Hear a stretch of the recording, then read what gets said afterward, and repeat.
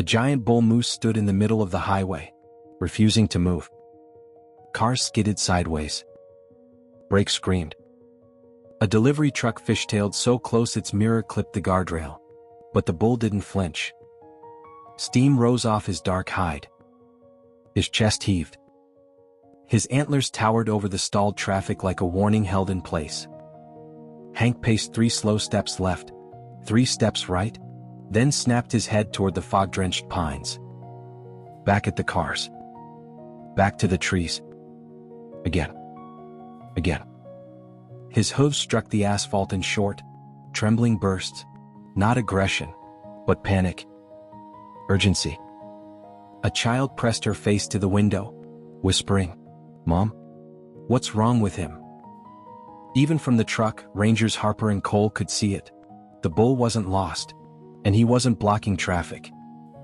He was begging someone to follow him, because something in those woods was running out of time. This wasn't confusion. This wasn't aggression. He was signaling. Ranger Harper was the first out of the lead truck. Quick, deliberate, the kind of ranger who read an animal in the tension of its ribs. She felt the fear radiating from Hank the way some people feel the weather shifting. "He's waiting for something," she murmured. Ranger Cole took in the scene with steady, analytic calm. "No bull behaves like this," he said quietly. "Something's wrong in those trees."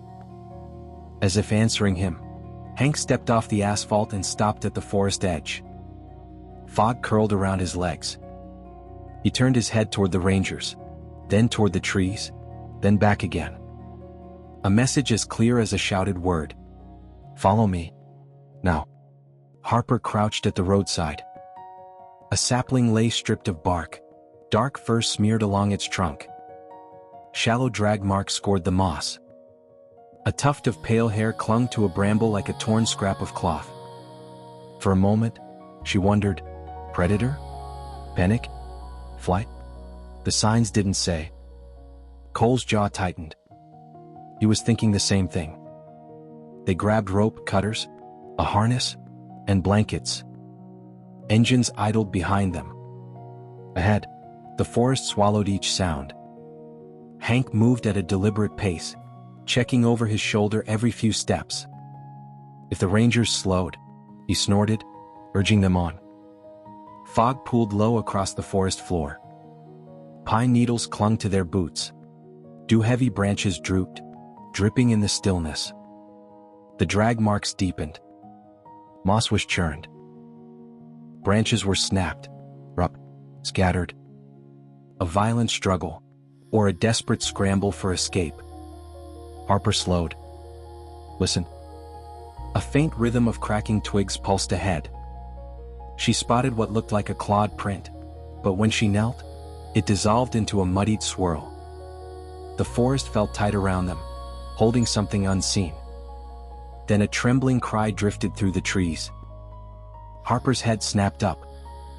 "There, you heard that?" Cole nodded, already moving.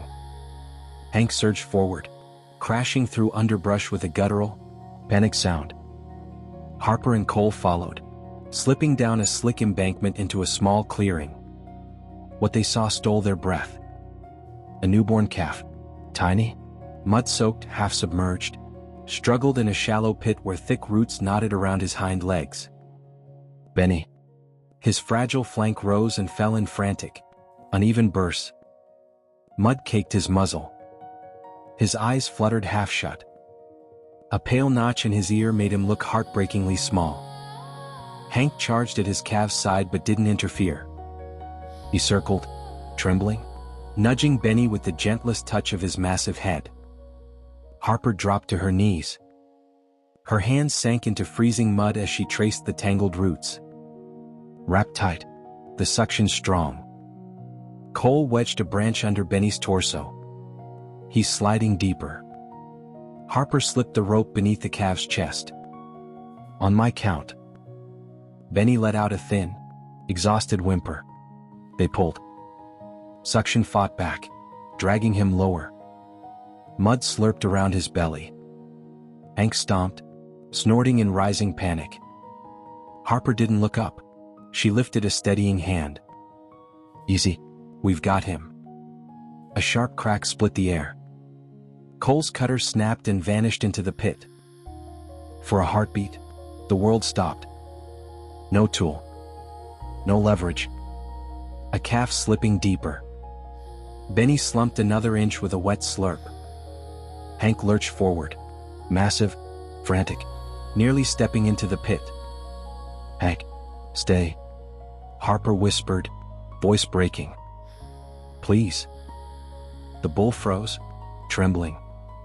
Cole cursed under his breath, ripped a strap from his pack, and looped it under Benny's chest. Harper's fingers were numb and raw, but she kept digging, pulling, cutting with whatever she could grip. Inch by inch, root by stubborn root, they freed Benny's legs. At last, a brittle pop. A root snapped. The calf lurched upward, breaking free and collapsing onto firmer ground with a wet gasp. Benny trembled violently. Harper wrapped him in blankets, tucking them around his muddy legs. Cole mixed electrolytes in a bottle, lifting the calf's head so he could drink tiny, shaky sips. Hank hovered over them, breath warm on Harper's shoulder. He smelled of rain and raw panic. But he didn't shove. He didn't protectively block them. He stepped aside. He trusted them. When Benny tried to stand, his legs folded.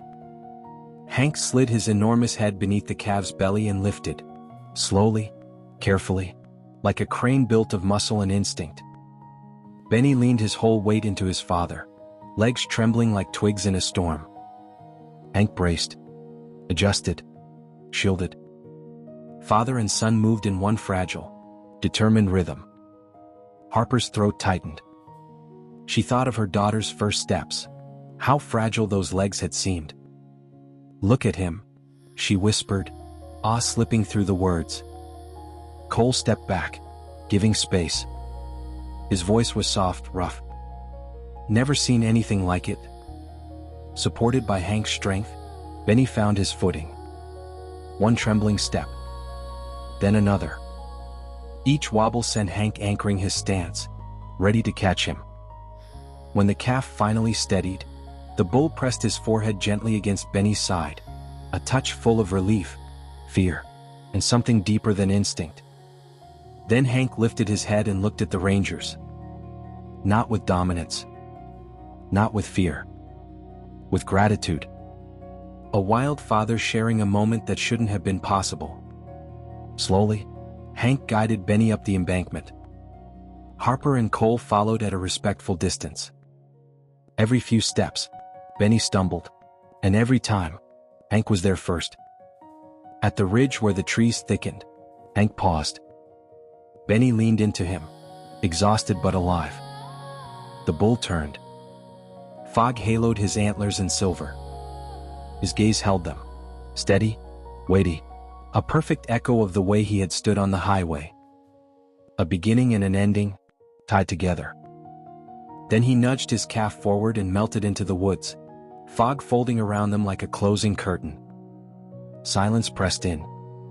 Cole wiped mud from his hands. A father blocked the highway, just to lead us here. Harper nodded, eyes on the fog. He knew exactly what he was doing. They stood there for a long moment.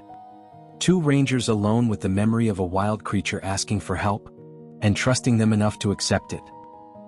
Back at the truck, traffic hummed as if the world had never paused. But Harper looked down the road where Hank had stood unmoving, pleading, holding his ground for the sake of his calf. A father had stopped the world long enough to save his child. Harper closed the door softly. Neither ranger spoke as they drove. Some moments didn't need words. Some moments lived in the quiet. And this one would stay forever.